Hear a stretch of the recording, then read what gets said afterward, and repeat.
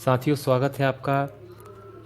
आज हम बात करेंगे भारत के 10 ऐसे रहस्यमय स्थान, बातें और व्यक्तियों की जो वाकई में विज्ञान के सामने एक ऐसा प्रश्न चिन्ह लगाते हैं जिसके बारे में विज्ञान कुछ नहीं कह सकता। एक तरफ तो विज्ञान ने इतनी प्रगति कर ली है कि वो बहुत सारी बातों को रिवील कर रहा है, उन्हें बता रहा है अंतरिक्ष के क्षेत्र में, लेकिन ये बातें जो भारत के ऐसी हैं जिनके बारे में विज्ञान अभी भी मौन है, कुछ भी नहीं कह सकता। चलिए शुरू करते हैं। पहली, कोंगला दर्रा, लद्दाख। कोंगला दर्रा लद्दाख को एलियंस का घर माना जाता है। यदि कोंगला दर्रा लद्दाख की आप लोकेशन देखेंगे तो ये उस क्षेत्र में पड़ता है जो कि लद्दाख क्षेत्र में आता है। भारत और चाइना के बीच इसमें डिस्प्यूटेड है, इसलिए दोनों, ना तो ये भारत में पड़ता है अच्छे से ना चाइना में पड़ता है, और यहाँ पर पेट्रोलिंग ढंग से नहीं हो पाती। पूरा के पूरा बर्फीला ये क्षेत्र है और इस पूरे बर्फीले क्षेत्र में यहाँ के जो स्थानीय निवासी है उन्होंने कई बार अंतरिक्ष जीवों के गुप्त स्थापना स्थल के रूप में इसे देखा है। कई बार यहाँ यूएफओस आती हुई देखी है। यूएफओस मतलब वो चीज़ें जिन्हें कहते हैं अनआइडेंटिफाइड फ्लाइंग ऑब्जेक्ट्स, यानी जिन्हें उड़न तस्तरी के रूप में जाना जाता है। तो यहाँ के स्थानीय लोगों ने कई बार ऐसी तस्वीरें देखी हैं। इवन 2006 जून 2006 में गूगल सैटेलाइट के द्वारा भी एक ऐसी ही तस्वीर सामने आई है जिसमें एक ऐसा ही फ्लाइंग ऑब्जेक्ट इस क्षेत्र में दिखाई दे रहा है। तो ये है पहला मिस्टीरियस जगह, रहस्यमय स्थान। दूसरा, ताजमहल एक शिव मंदिर, तेजो महलाए। ये बहस बहुत पुरानी है। ताजमहल जो कि एक प्यार का प्रतीक है और कई जगह पूरे भारत का प्रतीक हो जाता है। भारत को विदेशों में रिप्रेजेंट करने के लिए इस तस्वीर का प्रयोग किया जाता है, लेकिन ये भी अपने आप में एक रहस्यमय और विवादित मुद्दा है कि ताजमहल वाकई में एक मकबरा है या एक शिव मंदिर। अगर इसकी जांच पड़ताल करें तो दिल्ली के एक प्रोफेसर थे, PN ओक, पुष्पेंद्र नागेश ओक, जो कि साथ में इतिहासकार भी थे। उन्होंने एक पुस्तक लिखी, the Taj Mahal is a temple palace. उन्होंने इसमें बताया कि ये जो ताजमहल है, ये जो इमारत है, ये जयपुर के राजा जयसिंह के अधीन थी, जिसको शाहजहां ने जबरन उनसे हथिया लिया था और थोड़े से इसमें बदलाव करके मकबरे का रूप दे दिया था, और जिसके परिप्रेक्ष्य में उनके द्वारा कई प्रकार के सबूत भी दिए गए हैं। सबूत जैसे कि यहाँ पर आप देख सकते हैं तस्वीरों में एक गुप्त कमरा जो ताजमहल के नीचे है। ताजमहल के ऊपर स्थित जो कलश है, जो कि हिंदू मंदिरों में जो विशेषता है कलशों की, वो, और एक पच्चीकारी जहाँ पर आपको ओम की आकृति दिखाई देगी। ये ऊपर की तरफ इस पच्चीकारी में यहाँ पर ओम की आकृति आप देख सकते हैं, ये ताजमहल की है। इसके अलावा उन्होंने कहा कि उस समय के जो इतिहासकार हैं उनमें से किसी के द्वारा भी ऐसी कोई घटना नहीं दर्शाई गई है जो कि इतनी बड़ी इमारत के बनने की बात कहती हो। साथ ही कार्बन डेटिंग जो पद्धति है उसके द्वारा भी ताजमहल की उम्र काफ़ी पुरानी मानी गई है। तो ये सारी चीज़ें हैं जो कि इसको सस्पेक्टेड बनाती हैं। आपकी सुविधा के लिए हमारे द्वारा, क्योंकि ये जो ये बुक है the Taj Mahal is a temple palace, इसको बैन कर दिया गया है, लेकिन ये बुक बहुत खोजने के बाद इंटरनेट पर हमें मिली। उसका लिंक हम नीचे दे रहे हैं, आप चाहें तो इस बुक को वहाँ पर जाकर पढ़ सकते हैं। अब देखना यह है कि यह वाकई में इसकी सच्चाई क्या है। इसके बारे में सिर्फ सरकार ही कुछ बोल सकती है, इसके अलावा कोई कुछ नहीं बोल सकता। अगली जो सस्पेक्टियस पर्सनालिटी हमारे सामने है वो प्रहलाद जानी, जिन्हें माता जी के नाम से भी जाना जाता है। ये ऐसे व्यक्ति हैं जो दावा करते हैं कि पिछले 70 सालों से इन्होंने कुछ भी नहीं खाया है। पिछले 70 सालों से ये बिना कुछ खाए पिए जिंदा हैं। बड़ी दिलचस्प कहानी है इनकी। यदि हम बात करें तो ये जो हैं बेसिकली राजस्थान के रहने वाले थे, जिन्होंने अपना गांव छोड़कर गुजरात चले गए, और वहां पर इनके द्वारा जो बताया जाता है कि माता अम्बा की कृपा हुई, और माता अम्बा यानी कि देवी दुर्गा की कृपा से ये बिना कुछ खाए पिए 70 सालों से जिंदा हैं। इनके दावे की जांच करने के लिए 2 बार 2003 में और 2010 में इनकी मेडिकली पूरी तरह से जांच की गई, और ये जांच जो की गई ये स्ट्रिंगल हॉस्पिटल है स्ट्रिंगलिंग हॉस्पिटल अहमदाबाद, इसमें डॉक्टर सुधीर शाह के नेतृत्व में ये जांच की गई और दोनों बार इनके दावों को बिल्कुल सच पाया गया। जबकि दूसरी बार तो जांच डीआरडीओ के निर्देशन में की गई थी, तो दोनों बार इनके दावों को पूरी तरह से सच पाया गया और 15 दिन तक ना ये टॉयलेट गए, ना इन्होंने कुछ खाया, ना कुछ पिया। 15 उसके बाद भी पूरी तरह से स्वस्थ ये हैं। तो ये एक बहुत बड़ी मिस्ट्री है जिसको कि विज्ञान समझ नहीं पा रहा कि आखिर ऐसा कैसे पॉसिबल है। अगली मिस्ट्री की बात करें वो है हेती या हिम मानव या इंग्लिश में जिसे कहते हैं बिगफुट। एक कहानी के अनुसार कई वैज्ञानिक मानते हैं इस चीज़ को कि जो पृथ्वी का ओरिजिनल जीव है वो बिगफुट ही है।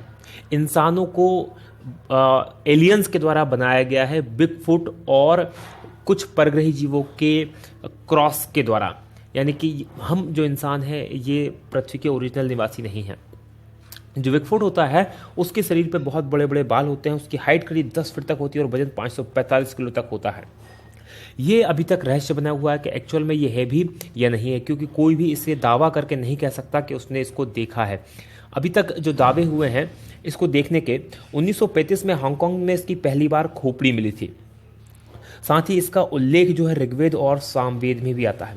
1951 में जब माउंट एवरेस्ट की चढ़ाई करने के लिए वहाँ पर एरिक सिम्पटन गए थे तो उन्होंने बर्फ पर बड़े बड़े पैरों के पद चिन्ह भी देखे थे और उन पद चिन्हों की तस्वीरें बहुत फेमस हुई बाद में और काफ़ी उस पर चर्चा भी की से बनी। 1953 में जो एडमंड हिलेरी और तेंजिंग नोर्गे ने भी इसी तरह के बड़े बड़े पद चिन्ह देखे थे और इसके बारे में तेंजिंग नोर्गे ने लिखा है अपनी आत्मकथा में कि उन्होंने ऐसे चित्र कई बार देखे, लेकिन उनके पिता ने 2 बार अपनी लाइफ में हिम मानव को देखा था। हालांकि तेंजिंग नोर्गे ने ये दावा नहीं किया कि उन्होंने देखा था, उनके पिता का दावा करते हैं कि उनके पिता ने इसको देखा था। तो ये अभी भी वाकई में एक बहुत बड़ा रहस्य है कि वाकई में हिम मानव होता है या नहीं होता।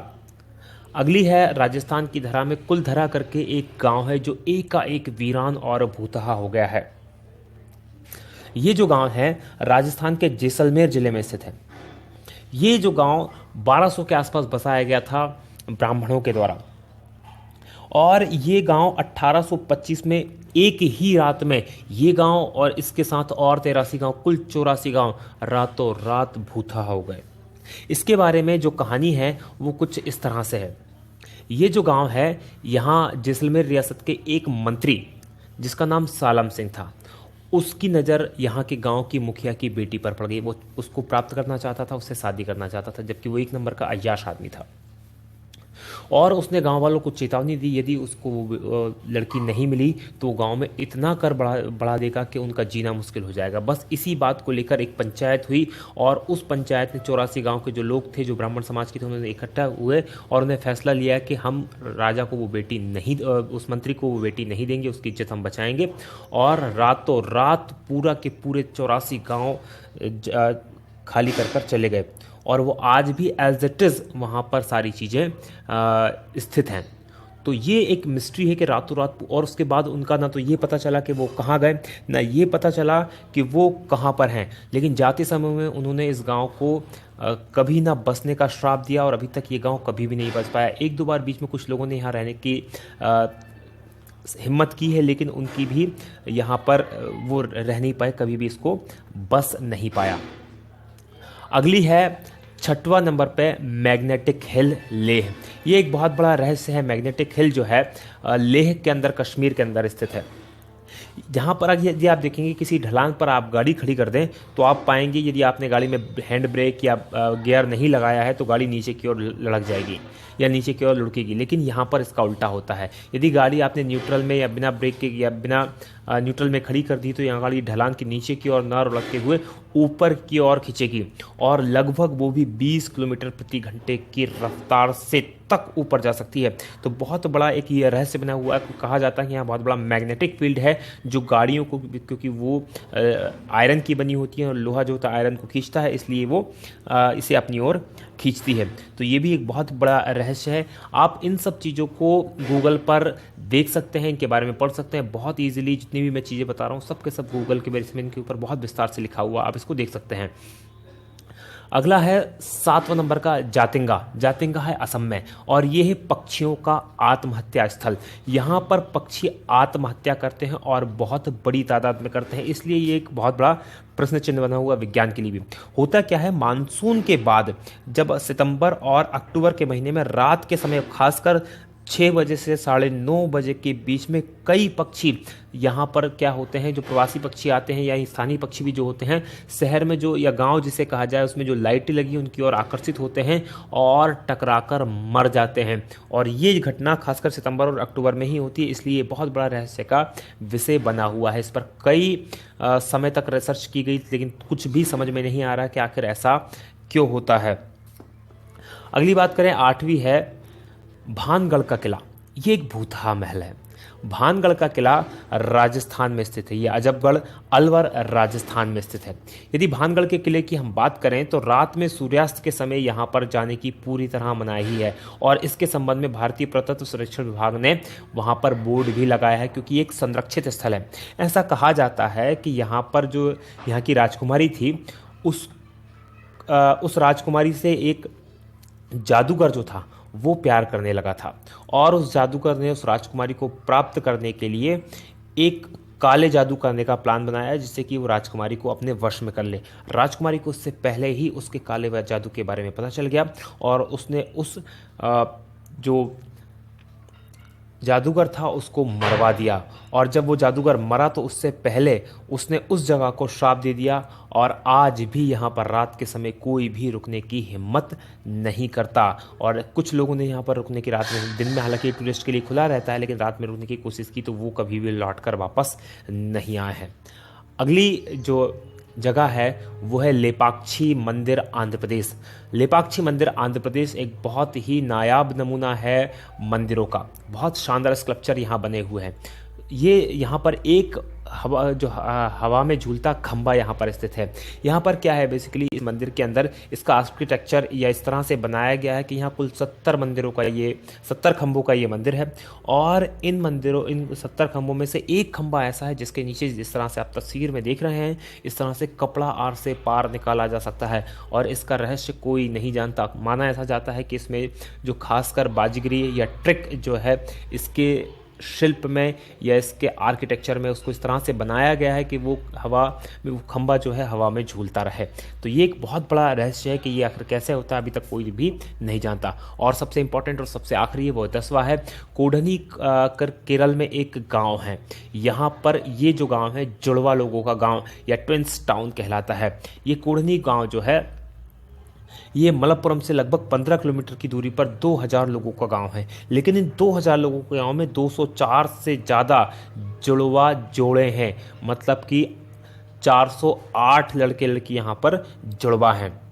और ये जो 204 की जनसंख्या है ये इस गांव की कुल 10% जनसंख्या है, जो कि अपने आप में एक बहुत बड़ी मिस्ट्री है कि आखिर ऐसा क्यों हो रहा है इसी गांव में, क्योंकि एक ही गांव में इतनी बड़ी संख्या में जुड़वा पैदा होना एक इत्तेफाक तो नहीं हो सकता।